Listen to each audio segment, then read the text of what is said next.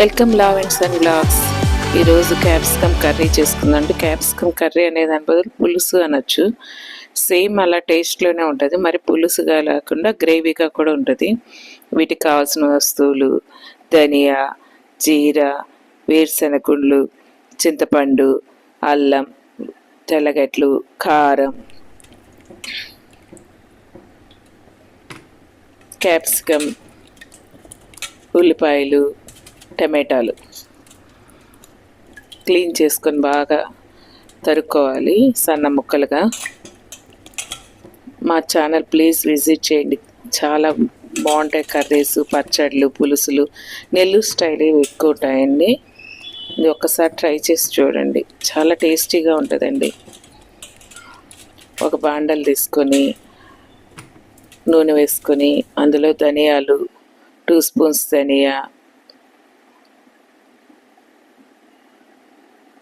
1 spoon జీరా, 3 spoons వేరుశనగలు, 5 బాదపప్పు, 5 జీడిపప్పు, అల్లం చిన్న ముక్క, 5 వెల్లుల్లి, 1 స్పూన్ నువ్వులు,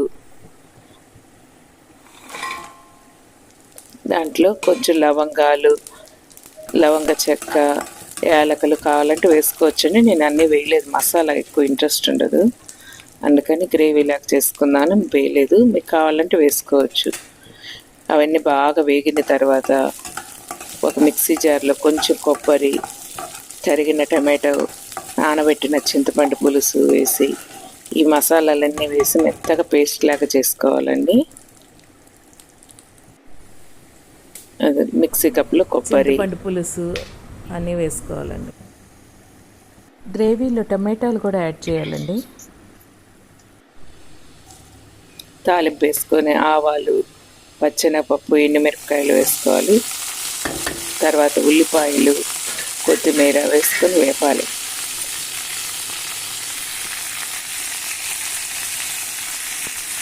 కొంచెం కరివేపాకు,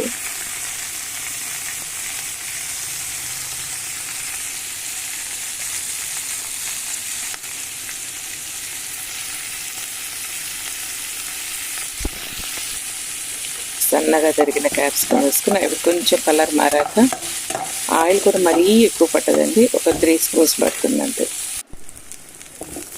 కొంచెం కలర్ మారాక క్యాప్సికమ్ వేసుకొని కొంచెం ఉప్పు, పసుపు, కొంచెం కారం వేసుకోవాలి. ఉప్పు పసుపు వేసుకోవాలండి, కారం అన్నీ మిక్సీలో వేసుకున్నాను. మీకు కావాలంటే టమాటాలు అవన్నీ ఇలా కర్రీలో వేసుకోవచ్చు. టమాటాలన్నీ గ్రైండ్ చేసేసానండి నేను, ప్యూరీ టేస్టీగా ఉంటుందని, కర్రీ టేస్టీగా ఉంటుంది. అలా ఉప్పు వేసేసుకొని మూత పెట్టుకోవాలి.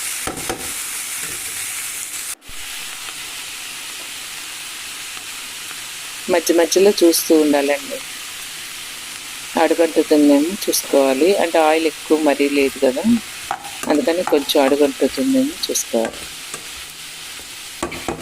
చాలా ఈజీ ప్రాసెస్ అండి, ఫాస్ట్గా అయిపోతుంది, కానీ టేస్టీగా ఉంటుందండి.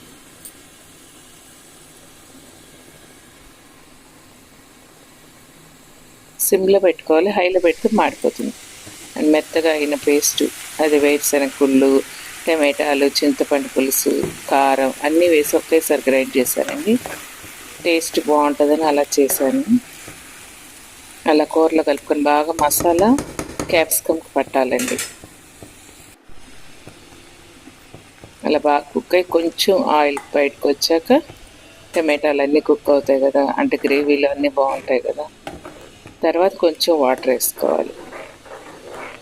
మీ టేస్ట్కి తగ్గట్టు ఉప్పు, కారం చూసుకోండి.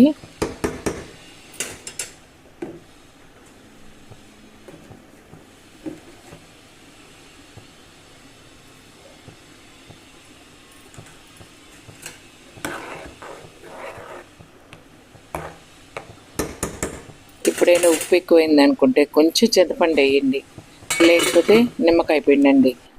ఈజీగా అవ్వాలని నిమ్మకాయ పిండారనుకోండి, ఉప్పు ఎక్కువైనా టేస్ట్ మారుతుంది. ఇంకా ఈజీ ప్రాసెస్ ఏంటంటే పొటాటోస్ కొంచెం తురిమేసామంటే టేస్ట్ ఉప్పు ఎక్కువైనా బ్యాలెన్సింగ్ అయిపోతుంది. అలా గ్రేవీ బాగా కుక్ అయిపోతుంది. మూత పెట్టేసేసామంటే నీట్గా ఆయిల్ అంతా పైకి కొంచెం వచ్చేస్తుందండి. ఎప్పుడు క్యాప్సికమ్ కర్రీస్ మసాలాలు చపాతీకి కావాల్సినవి అలా చేస్తాము, కానీ ఈసారి డిఫరెంట్గా ఇలా పులుసులాగా చేశానండి. కానీ టేస్ట్ చాలా బాగుంది, అందుకే యూట్యూబ్లో అప్లోడ్ చేశానండి. ప్లీజ్ కామెంట్ చేయండి ఎలా వచ్చిందో, కొంచెం నాకు ఇన్స్పిరేషన్గా ఉంటుంది. ప్లీజ్ లైక్ చేయండి. మా ఛానల్లో కొత్తిమీర పచ్చడి అన్నీ ఉంటాయి. రెడీ అయ్యాక ఆయిల్ చూడండి ఎలా పైకి వచ్చేసింది. Thank you for